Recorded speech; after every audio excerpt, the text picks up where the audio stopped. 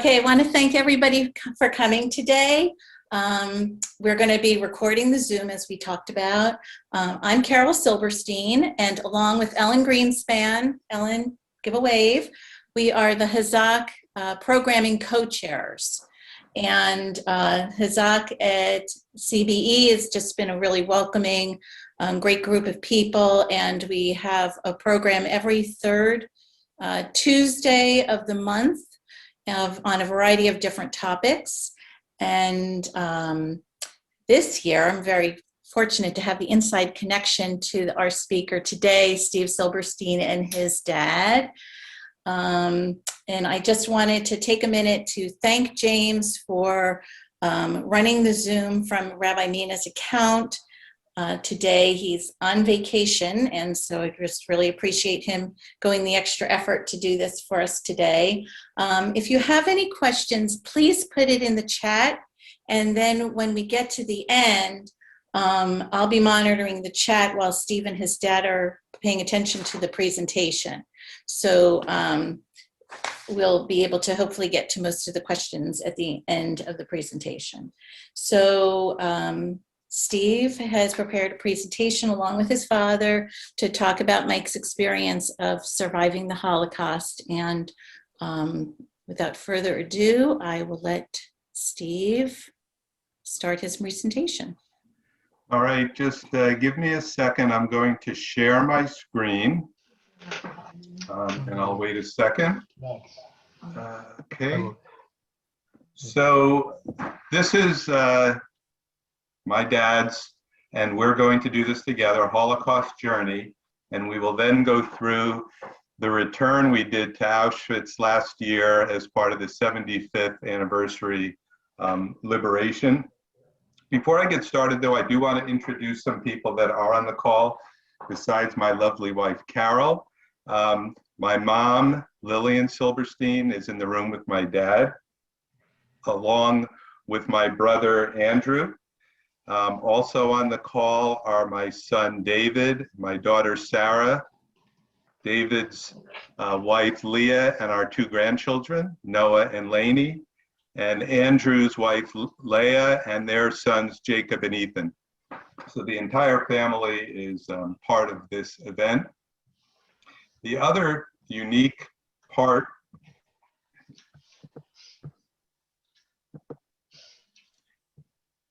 is this is the first time all of the surviving second generation from my father's family are on a Holocaust call or presentation together.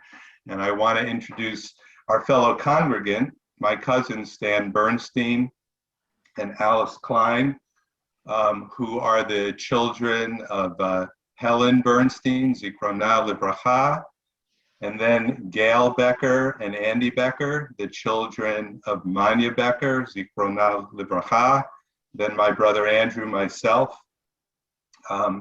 The oldest brother, Max, did not have any children. So most of the people on the call don't really need the full background of the Holocaust, but I'll just set the stage that the Nazi plan was to, quote, murder all the Jews within reach. 6 million were murdered. 3 million, 90% of the Polish Jews were murdered, almost 2/3 of the Jews in Europe. And between the Holocaust, the war itself, famine, and sickness, almost 85 million, 3% of the world population died in World War II.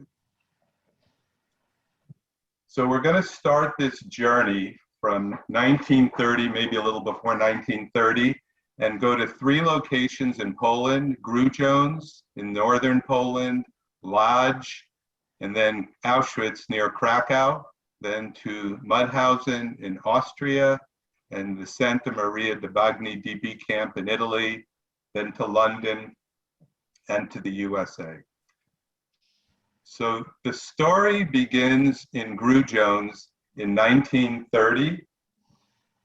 And we have some old photos. The picture on the left is Dad's mother, Gittel, who was actually pregnant with Michael in this picture, and his father, Shaya, in 1929. And then a family picture from 1930 and that's Helen on the left, Gittel standing, Dad's father Shia, and that's Dad on his father's lap, oldest brother Max on the right, and Manya sitting down below. And then Michael and his mother, about 5 years old in 1935. And I think Dad would describe life in this period of time as good. His father was a successful businessman. They lived a good life. He did experience anti-Semitism as existed, I'd say, very strongly in Poland. And he had to deal with that. But I think as he generally describes growing up in this period, life was good for them. That began to change, obviously, as the Nazis began to take power in Germany, and that general anti-Semitism grew in Europe. And eventually in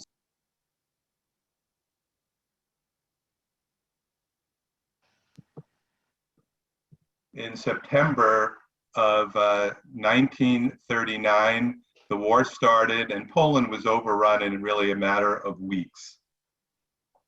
So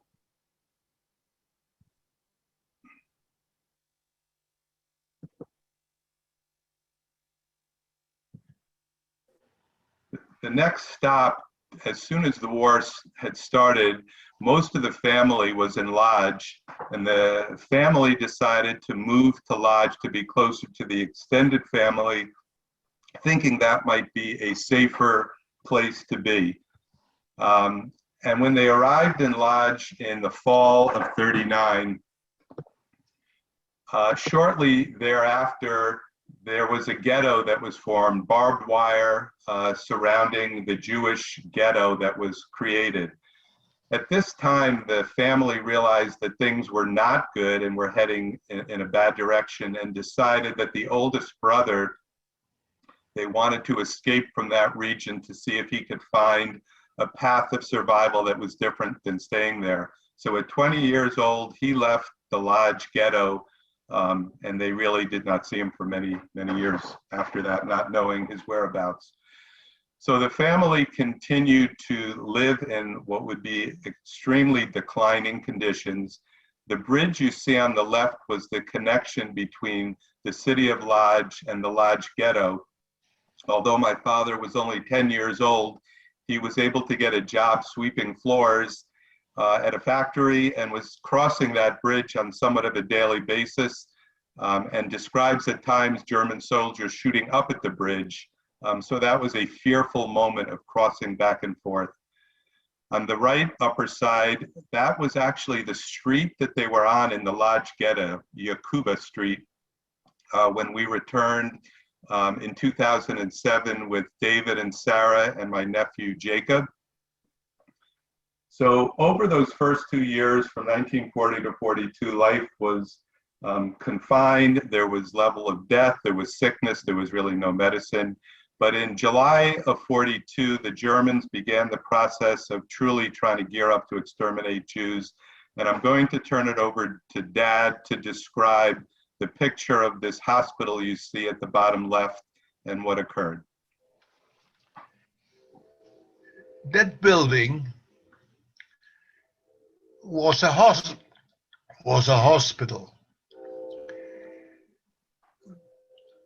At the time that my mother and I got to that building, it was no hospital. It was really an empty building where hundreds of Jews were rounded up in the ghetto randomly. They were put on trucks and they were sent to that building, which used to be a hospital. It was a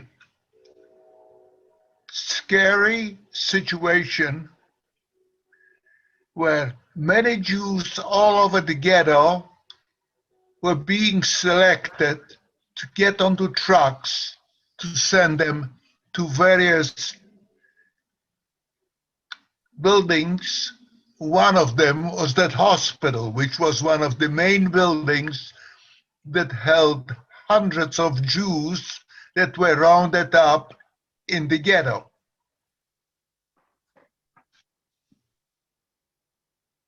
My mother and I were two of those that were rounded up and sent to that building.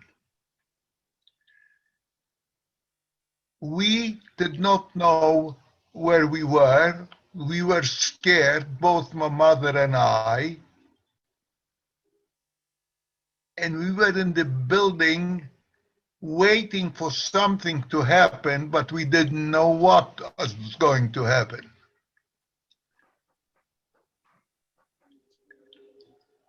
During the time that we were in the building and we were there overnight, there were a lot of people crying, my mother and I amongst them. We were afraid. We did not know what was going to happen to us. We were separated from my two sisters, Helen and Manya, and my father. And we were all anxious somehow to get together to find each other, but we couldn't. In the morning, they lined us up in a long hall, a long corridor, hundreds of us, my mother and I also. We were both scared. My mother was crying. I was crying. And while we were crying and waiting to see what's going to happen to us, there was a Jewish nurse, and there were other nurses that were trying to help out the authorities to keep some semblance of order. One of the nurses noticed my mother and I together, my mother holding me tight, and I was holding on to my mother tight. The nurse came over to my mother. She looked at her, she looked at me, and she said to my mother to let me go, not to hold on to me that tight. She let me go a little bit, and at that time the nurse pulled me away a little bit from my mother, and she said to me, at the end of the hallway, you see that window? And I did see the window. She says, when I give you a push, I want you to run as fast as you can towards that window. When you get there, jump out through the window onto the street and keep running back to where you lived in the ghetto. I did that. And very possibly that's why I am here today. My mother was not saved. She stayed in the building, and they marched all the people out of the building onto another set of trucks that took them to a railroad station in Lodz. Name of the railroad station was Radagats. And Dad, I think that is, we are going to show a video from Helmno explaining what happened when she got there. Okay. So this was So- very, So I would let you go ahead with that explanation because it needs a little explanation, and I think you have it, Steve, right? yes, yes. Go ahead. So we did return, and I will show you this video in the next slide, but this is the location of Helmno where Dad's mom was murdered. And that was in '93, the first return. And then there's several slides when we went back with the extended family at Helmno, a very painful family location where his mother died. And then the picture on the right is the Radagast train station, the one where a small rail took the people from Lodz to Helmno, and eventually from Lodz to Auschwitz. And you can see the inset picture of a rail car that had been used to go from Lodz to Auschwitz. So this next video clip is from 2007, explaining what occurred at Helmno.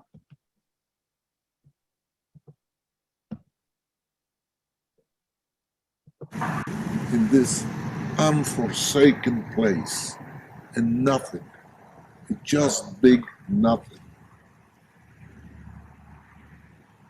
And she was deceived that she was going to live, and half hour later she was dead.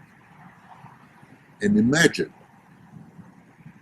the process of being put in a truck, redirecting the exhausts, and 50 people in that truck would suffocate. Those 2 or 3 minutes of dying was so painful, choking. And my mother was one of them.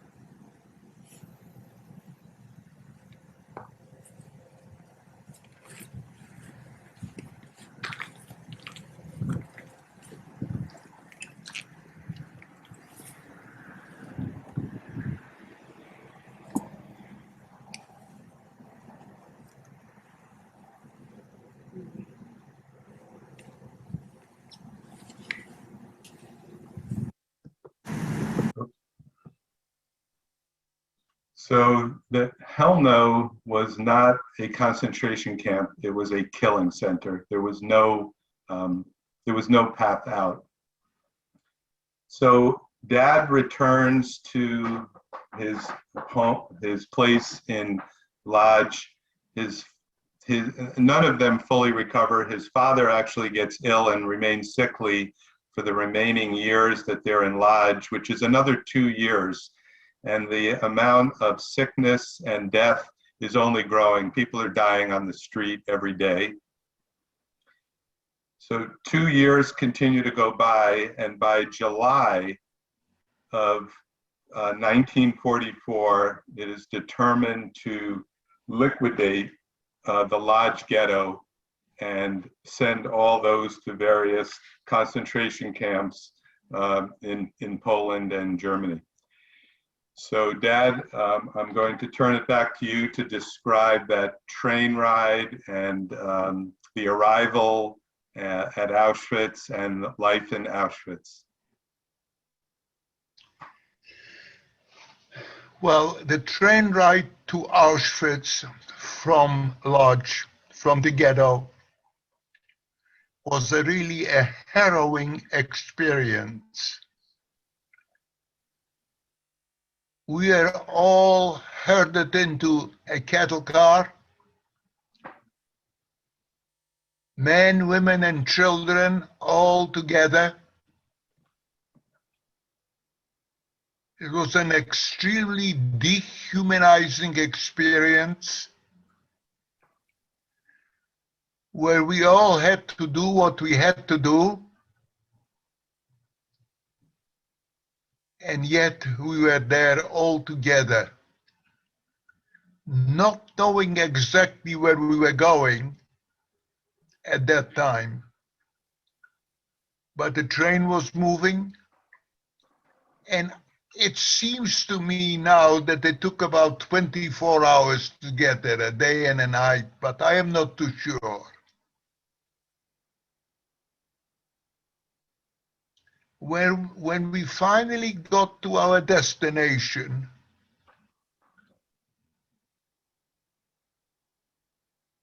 they opened up the cars, the doors, and they were yelling in German, "Raus, get out, quickly,"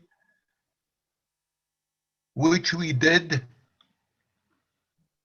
And by the way, as you look at the lower left picture, that building, that kind of a tunnel that we went through when we were going to Auschwitz, and the train stopped on the other side, and when they opened the doors, we all had to get out, as I said before. The first thing that was done was separated women from men. So my two sisters, Helen and Manya, went one way. I was sent another way. And my father, who was not in good shape physically, was sent in another direction. In a direction that he didn't survive too many days after that, because there were sick people weren't taken care of. I was sent with a lot of other young people. I was then, 1944, I was 14 years old. And there were many young people, 14, 15, 16-year-old. We were all rounded up in one of the barracks, and they gave us tattoos on our arms. They tattooed a number on each one of us, which at that time, it didn't seem a bad thing, because after we got the number, we were considered people that are capable of labor, capable of working, and therefore we were spared the immediate fate of going to the gas chamber right there and then. Hundreds and thousands of people did go to the gas chambers right after the selection. I did not. Some of my friends. I was sent to a barrack, and we were in that camp that was called Birkenau.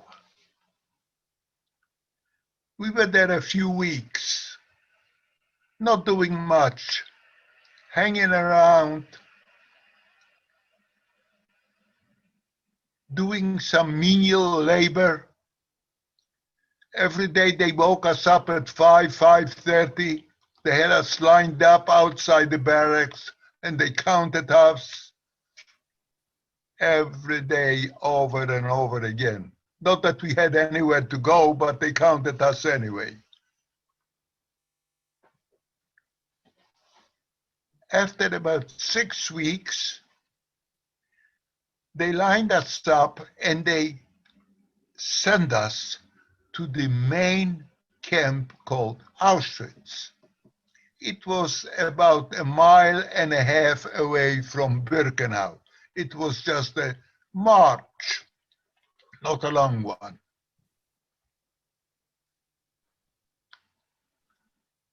I was staying in this building, barrack number 2, with a lot of other people. We had bunks, 3-tiered bunks, and the picture on the left upper corner is now an empty room, but that's the one where I slept in with hundreds of other people.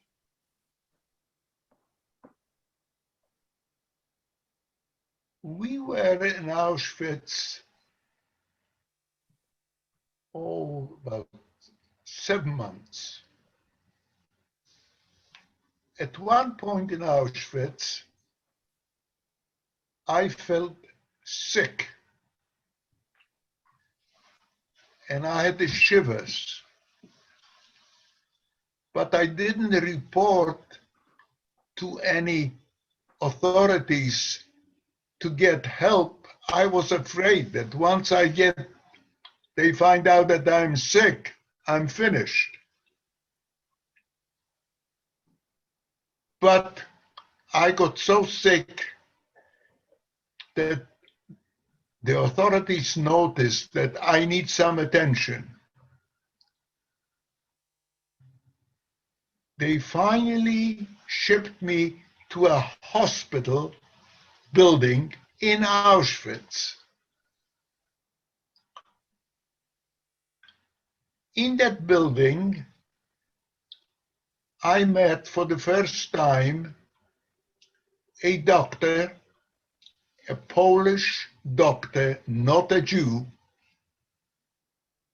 that was very kind and very nice.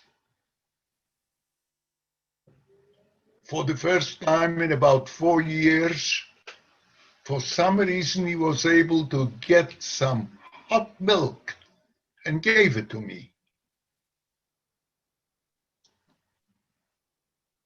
Then he decided that he needed me to work for him.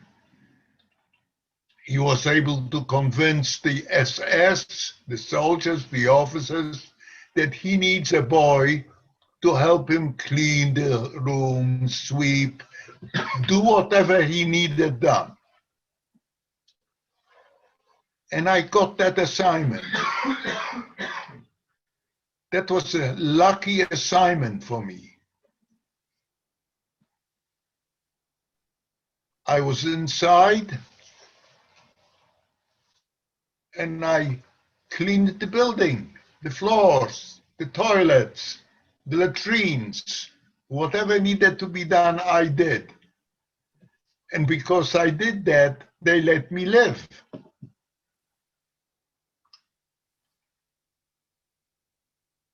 I was there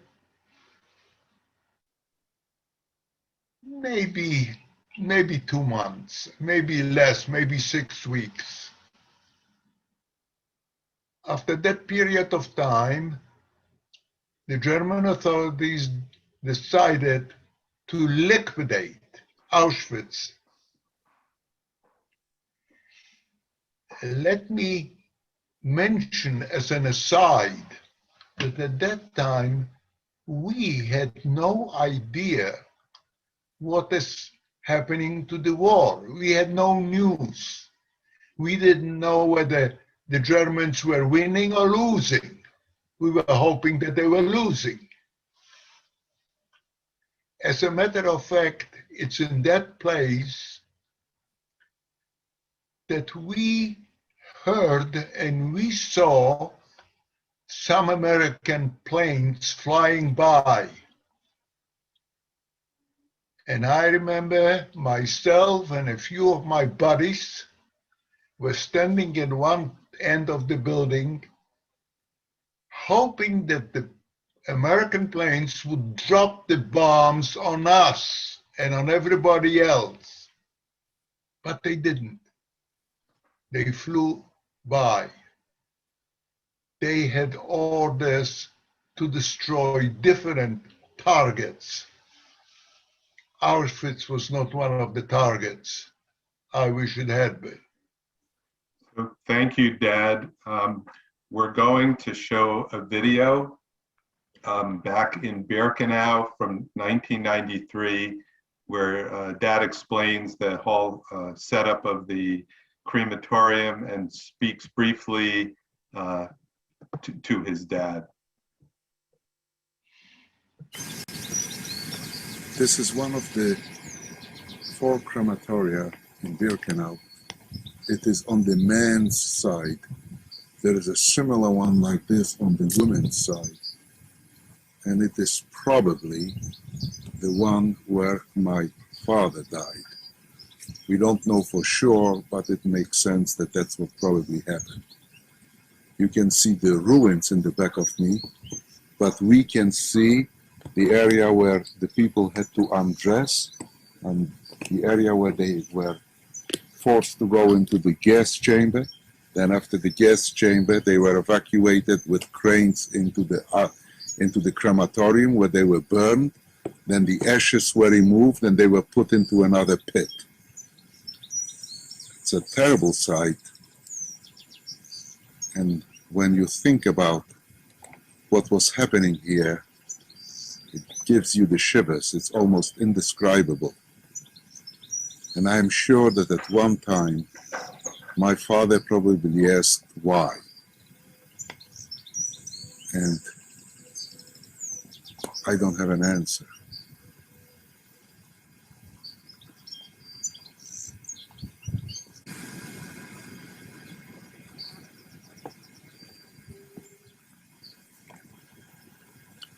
But I want to tell you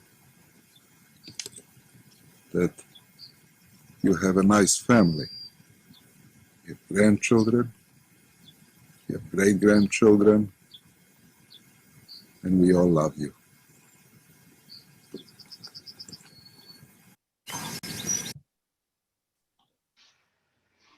So, as Dad described, the Russians were coming. For whatever reason, the Nazis decided to move a large group from Auschwitz further west. Some were liberated. And now Dad is going to describe what's referred to as from the death marches from Auschwitz to the Mauthausen concentration camp and through liberation.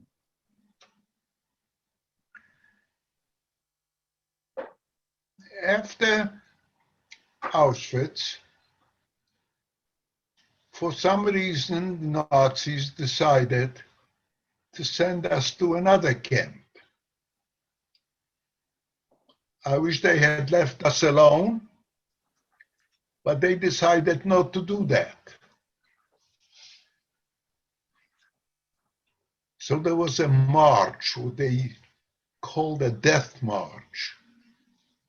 We walked, it was winter, we walked for 2 or 3 days, all day. In the evening, we got to a hut.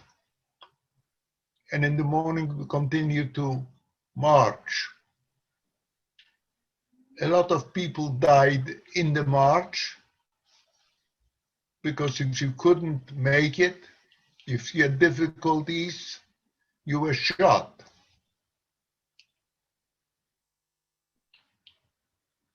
We finally made it after a couple of days, it seems to me. That was the time. We got to another place, a railroad station. Not a big station, but there were trains with cattle cars. And they loaded us up again on those trains. And since the cattle cars were half open and it was winter, we were very cold. But we huddled together as best we could to keep each other warm. And we also had the advantage of being able to lean over the car, the cattle car, and scoop up some snow. And we ate that snow. That gave us the equivalent of water and some nutrition. We ate the snow and it helped us to survive a few days. We also got once a day, we got some food, some soup, and a piece of bread.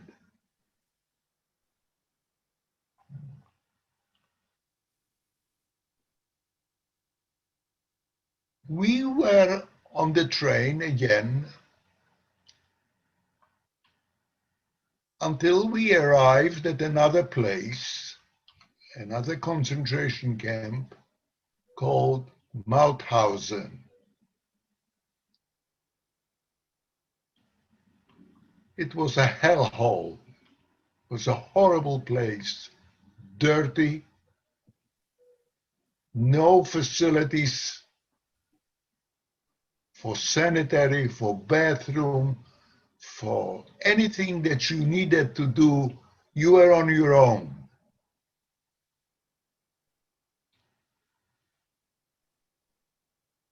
We were in Mauthausen for another 4 or 5 months. A lot of people had died.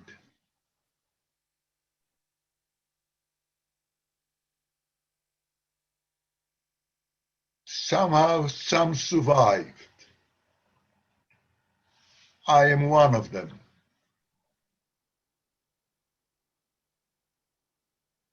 Also, unbeknown to us at that time, Mauthausen had a women's camp. I didn't know that at that time. But both my sisters, Helen and Manya, were there in those camps. And I'll get to it in a minute, but we met them after the war ended, after liberation.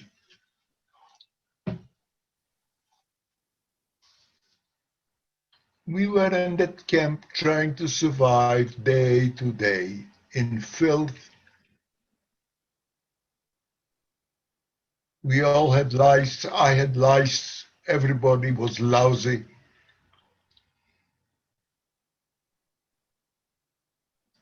And we were there until May 8th, 1945, which was another 4 or 5 months, when we were liberated by the American armies. It was a joyous occasion when we were liberated, a joyful sight to see American soldiers on trucks and on tanks and trying to give us food, bread, butter, whatever they could give us, they gave us. And we ate,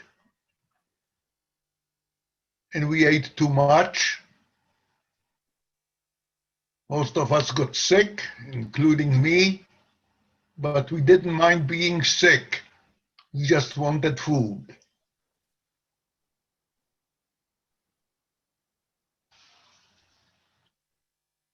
Being liberated from Mauthausen presented another difficult phase in our lives. There was a main road that a lot of us got to that road, We stood on the road. Some of us went one way, others went the other way. We didn't know where we were going.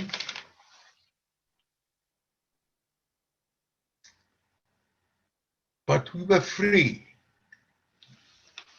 The question was free from what? Free from the Nazis. But here we were faced with another dilemma. How to establish a new life. I was 15 years old then. How to start another life, where to do it, and on questions were asked. But soon there were people that organized. Some people that were clever. They decided that they got the people that were on the road trying to find ourselves to get together, to write our names, and other people did the same thing in other areas, wrote their names. They exchanged the lists of those names, hoping that someone will recognize a name and we will start finding each other.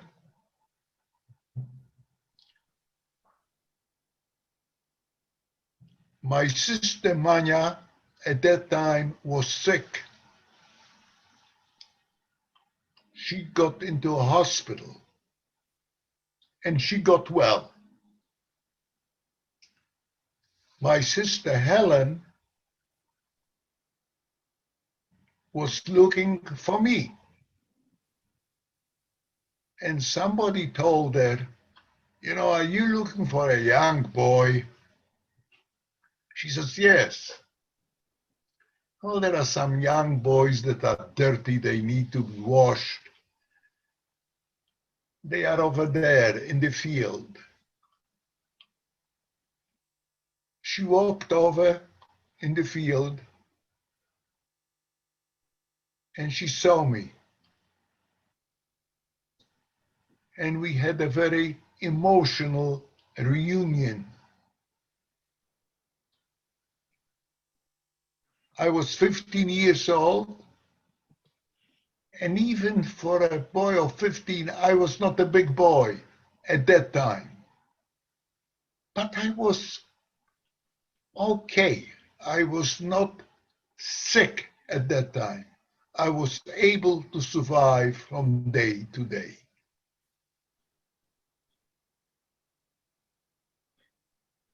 Thank you, Dad.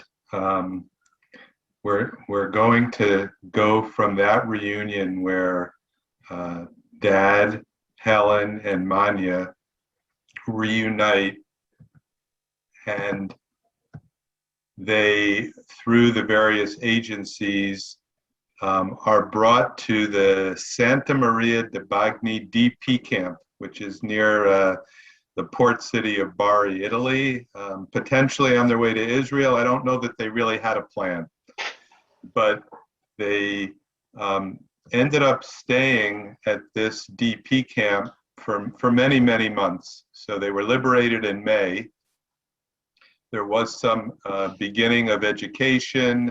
There was some beginning of trying to find some normalcy. The pictures up above are stock photos of part of the DP camp, a group of young people that had survived and were in that DP camp.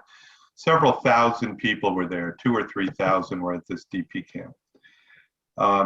In the fall of 1945, around Yom Kippur, Helen went to a synagogue, and while she was at the synagogue, met some Jewish soldiers, Polish soldiers actually, and in their discussion and sharing names, the one soldier said, "That's very interesting. One of my comrades has the same last name." And it ended up, it was the oldest brother, Max, who was part of their same unit. And a few days later, Max was able to join his other siblings, and all 4 siblings ended up having survived. It was at that point that Max asked the other siblings what happened to mom and dad, and it was then that he found out that they had both been murdered years earlier, and I think was, you know, obviously a moment of pain that stayed with him the rest of his life.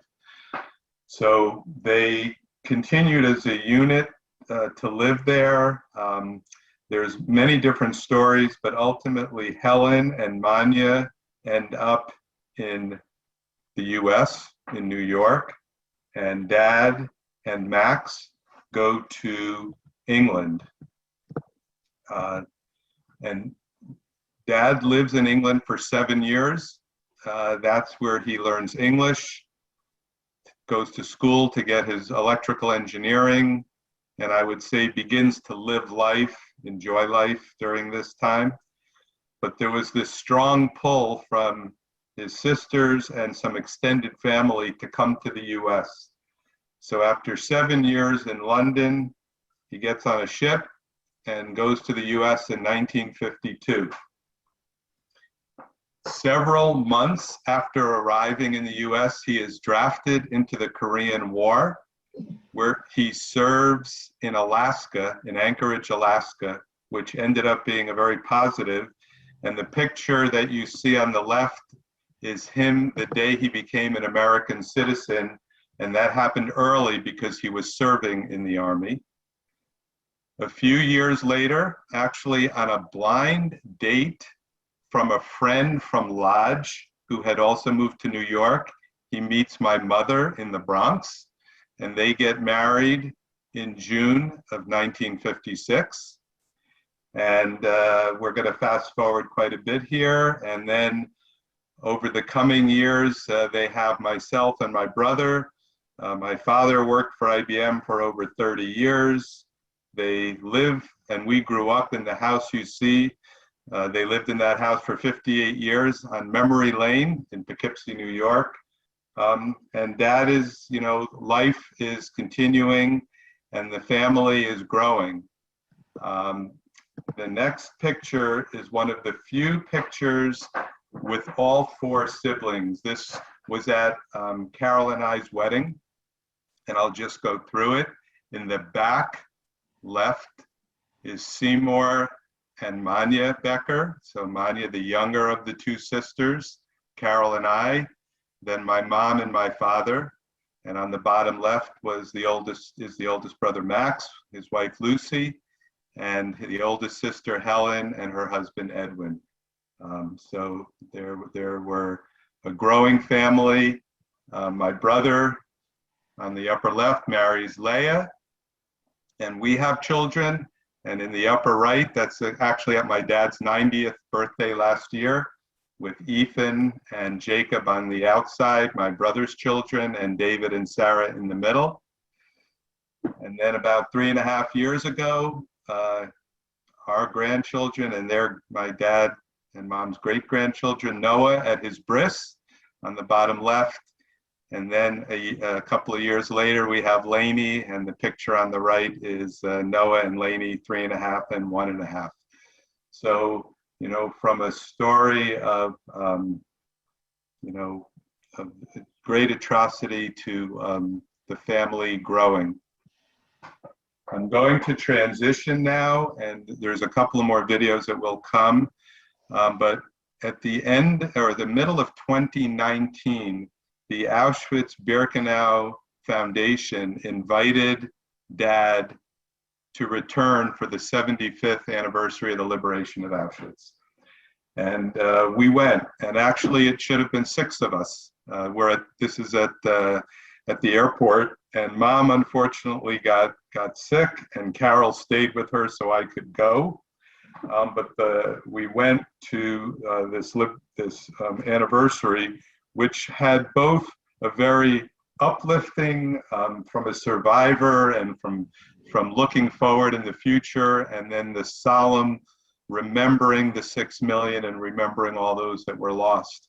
But the top two pictures are the opening night, many positive speeches, many families bringing multi-generations from all around the world, the USA, Israel, Europe. On the bottom right, we actually met the gentleman in the middle. His tattoo number is only a few different than my father's, and it ends up they worked in the same detail while they were in Auschwitz together.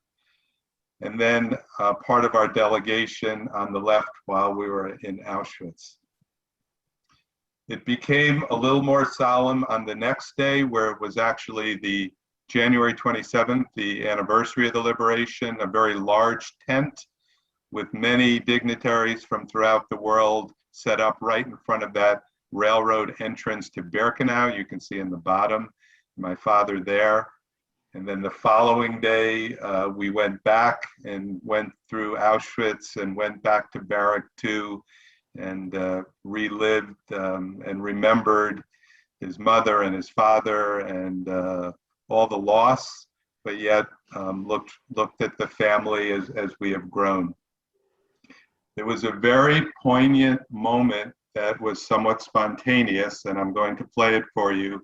We did go through the gas chamber in Auschwitz, which is still whole, unlike Birkenau's, which were bombed, and spontaneous anima anim.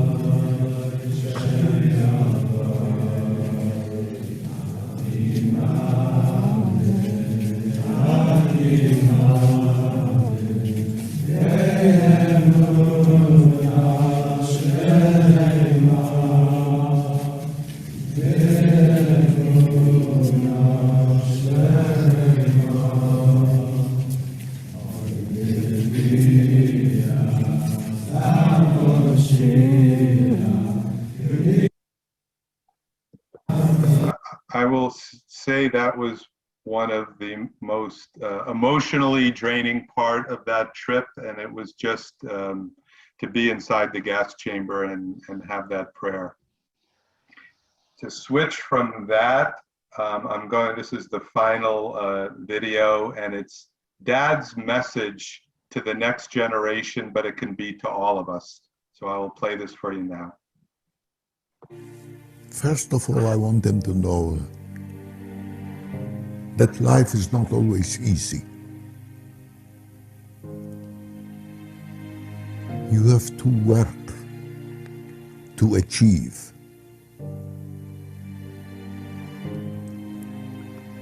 Nobody is going to give you anything or hand it to you.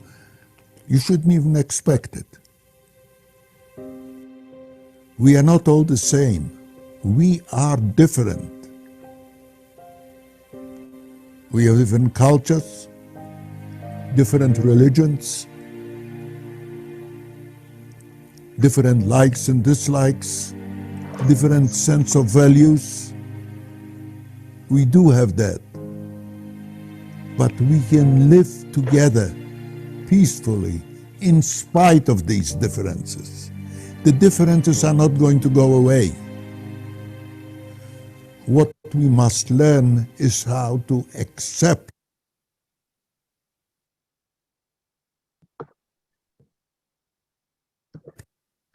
those differences. That is a big challenge for all of us, then, today, and tomorrow.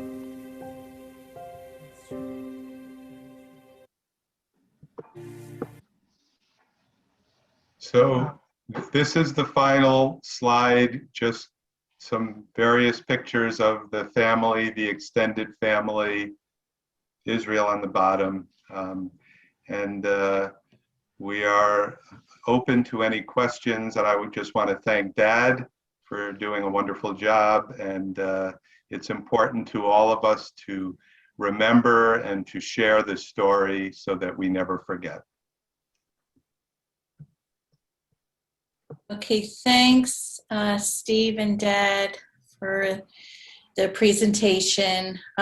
Michael's experience has been a life-altering experience for me, and it defines me actually as a person, and it defines my life philosophy. So I hope that you found it meaningful. And I'm going to just encourage people to put some questions in the chat, and then we can ask Mike or Steve the questions. That would be great. I think.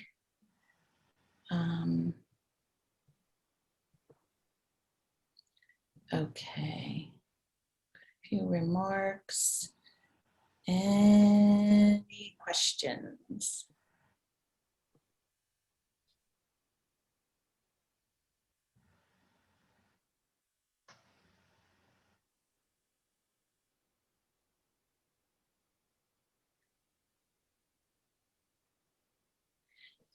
Okay, so we have a question. How did Max end up in the Army?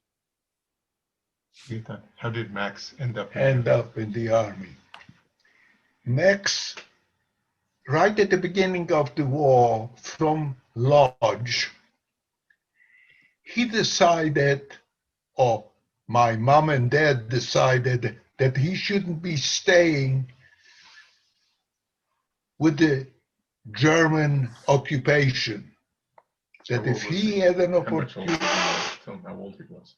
What? How old he was. He was 19 or 20. He was 10 years older than me. So when I was 15, he was 25. And it was difficult. My mother didn't want him around. She was afraid that the Nazis would really hurt him. So he had an opportunity to escape to Russia, to go east from Poland. He got to Russia. Once he got to Russia, he was arrested for being a German spy. And there were hundreds of like him arrested, and they were sent to Siberia. Now, obviously, they were not spies for Germany, they were Jews. But that is what happened to him. As the war was going on, and the Russians needed people, needed soldiers, and the British needed soldiers, it was then decided by the Allied authorities to form a fighting division of soldiers to fight the Nazis. My brother volunteered and became a part of that army. Thank God for that, because that helped him in the war. Montgomery's in North Africa. That he fought in North Africa. Yes, and during the war, he fought in North Africa and he fought in Italy. There was a famous battle in Italy, Monte Cassino, and he was part of that battle. Okay, one of the other questions is, did you meet Elie Wiesel? And if I can just answer this a little bit, when Sarah was at College of Charleston, we had an opportunity to meet Elie Wiesel there with our family, but actually, Elie Wiesel was the first one to congratulate Steve and I on our engagement.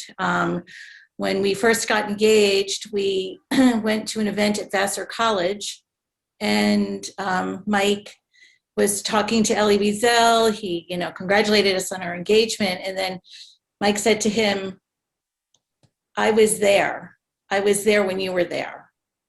And the two men just looked at each other and nodded. There were no words that were needed. So Mike was there at the same time. Did you want to add anything else to me sharing that? I think the other, if you saw in the video, we also met Elie Wiesel. Sarah, our daughter, arranged for him to speak at College of Charleston, and we all had some time to talk with him after that event. Each time was very special and unique. Yes. And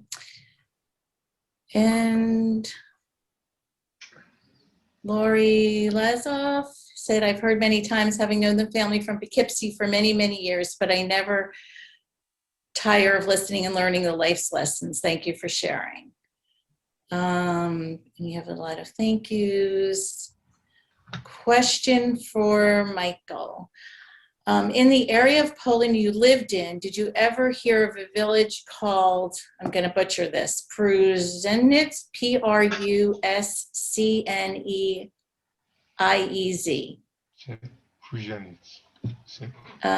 Susan and Andy Galko said it, and that their mother's family lived there. About half of the Jews fled into the Soviet Union, and the remainder perished. No, No. I really have not. Okay. There are so many villages. But no, I never heard of that village. That does not mean that many people lived in that village and survived, just like I did. Mm-hmm. Carol? Yeah. Can you unmute David? He would like to say something. Okay.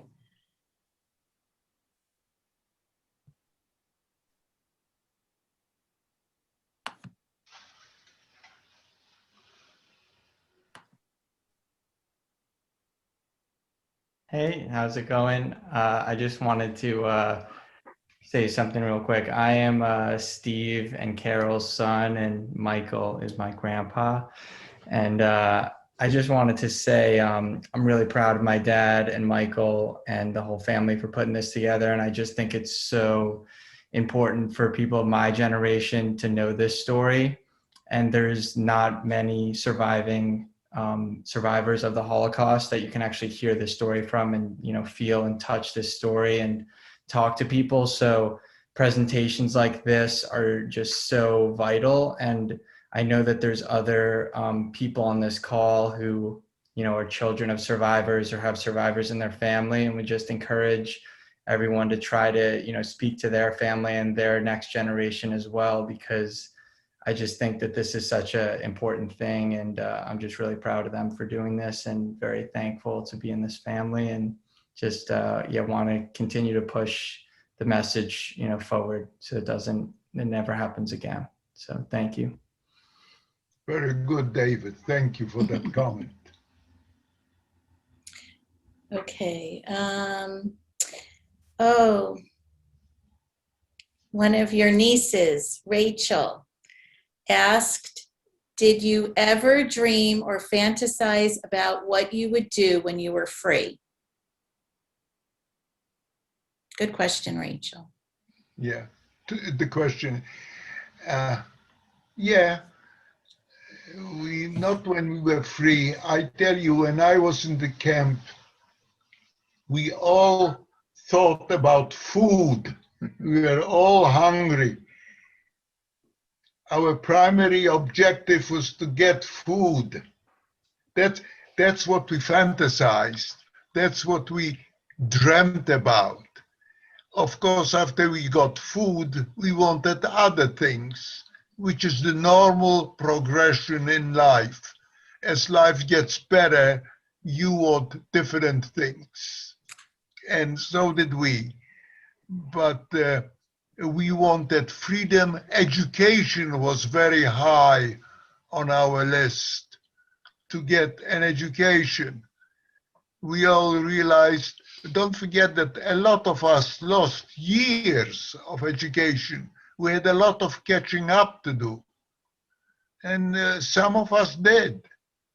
And that was our aim in life,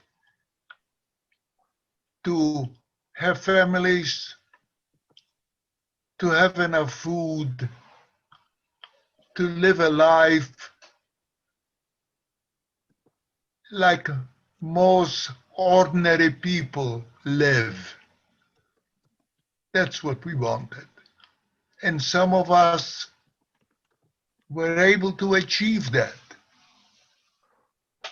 We have, Lillian and I have. That's how we made our family. Our family was very, very important to us, to have a family. To have a family then, and to continue our family today, and on and on. Families are important. That's where you get your love. That's where you get your sustenance. That's where you get all the good things in life from your families. Okay, thank you. Leela would Yep. like to say something. Okay, there you are. I just wanted to add something to what David said.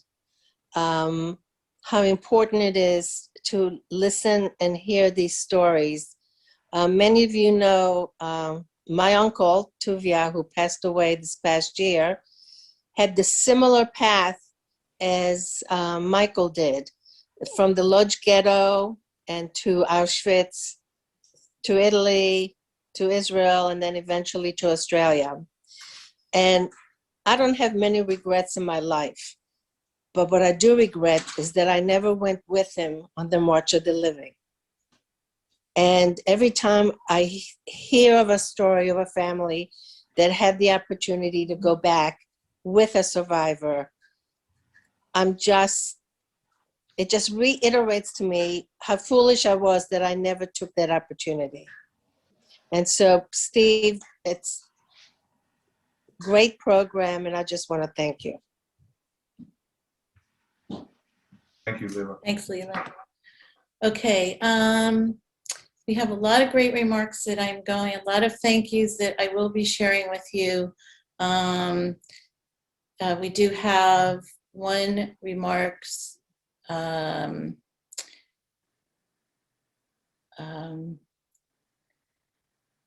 Thank you, Susanna, for saying that she's heard Mr. Michael tell a story twice before, each time eye-opening, heartbreaking, and also full of hope. Thank you, Mr. Michael and family, for continuing to share this story. So important. We do not forget and learn from all of this. And Carol, and I just have to jump in because many of you do not know Susanna. She was a work colleague of mine at Micron, and she's not Jewish, she has been instrumental in integrating Dad's story into the community in Manassas and Micron. And we thank you, Susanna, from the bottom of our heart. And David Cherney has asked the tough question: how were you able to have faith in God and in humanity while going through this and after?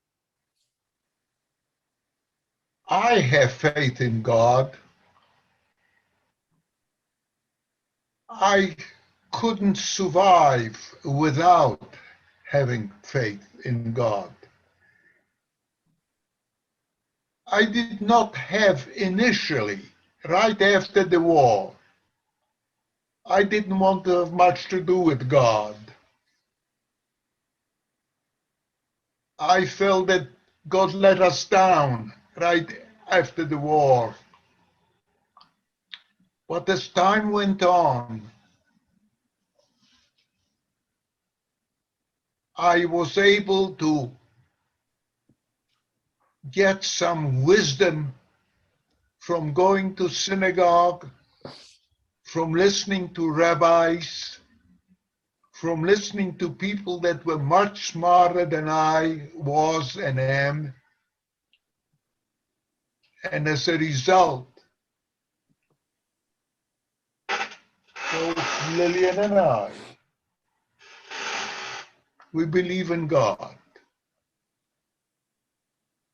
But let me just add quickly that a lot of us believe in God in somewhat different ways, but we all have one God and we believe.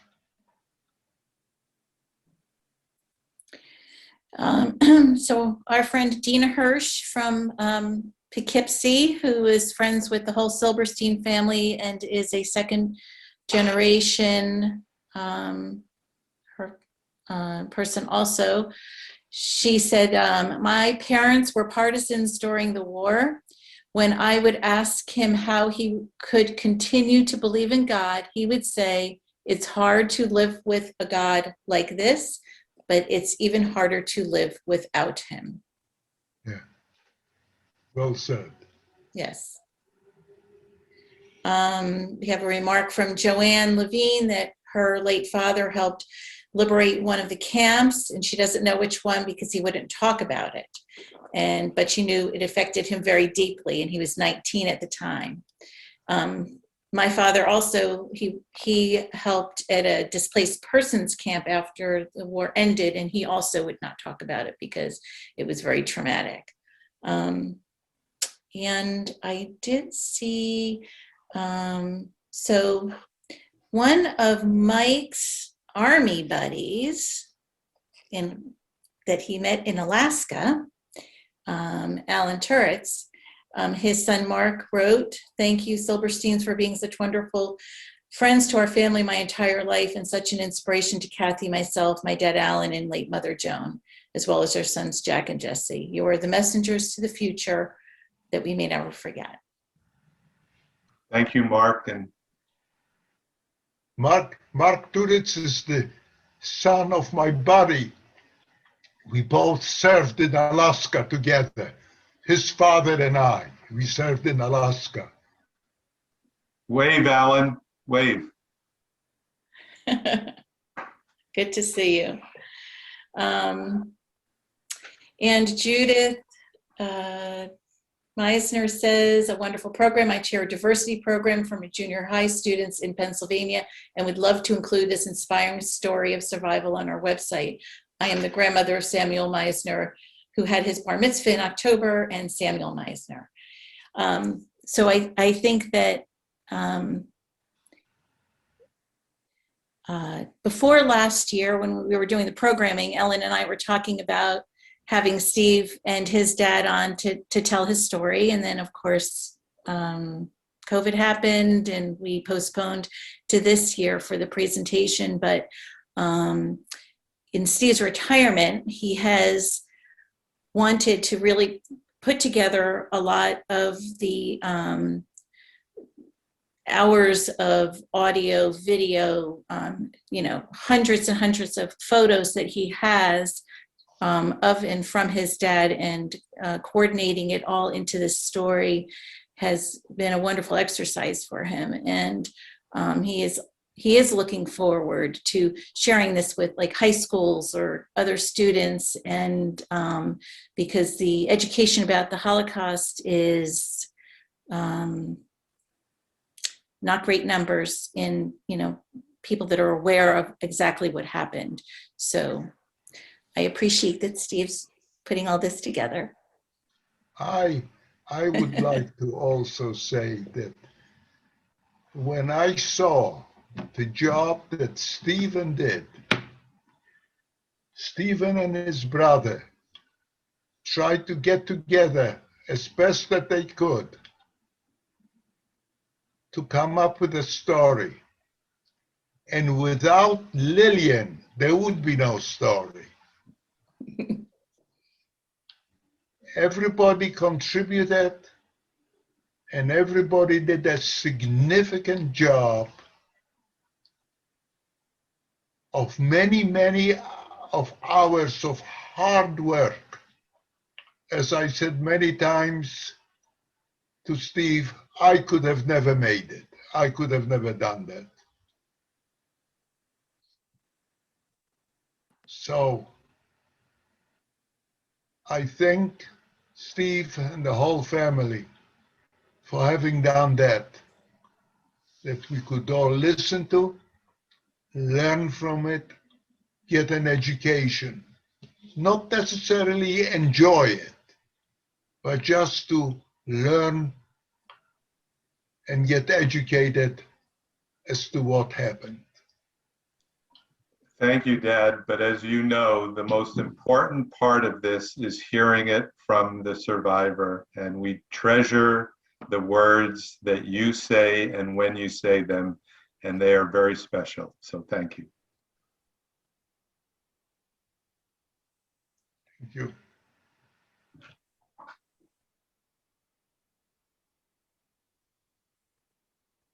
Okay, did we have any more questions? Okay, I'm not seeing anything. Okay, so we appreciate everyone that came today, and hope that you took something meaningful away from today's meeting. And thank you again to Steve and to my father-in-law and my mother-in-law, Lillian, who's been a wonderful partner and is very much a part of this story, and raising Steve and Andy, to be fine people, and they're wonderful grandparents, and they are wonderful in-laws, and like Steve said, we'd all treasure it. So want to thank you all for coming. Keep your eye open for the next Hazak events. We're going to have our own Chuck Cascio next month on May 11th to talk about his fire escape stories. And on June 15th at 1 p.m., we welcome Carol Backman, who's going to speak to us about memoir writing and how to learn how to create a written legacy. So again, I want to thank all the cousins for coming today, all the family members, all friends, old and new, and congregants. And again, thank you for joining in. Bye. Bye.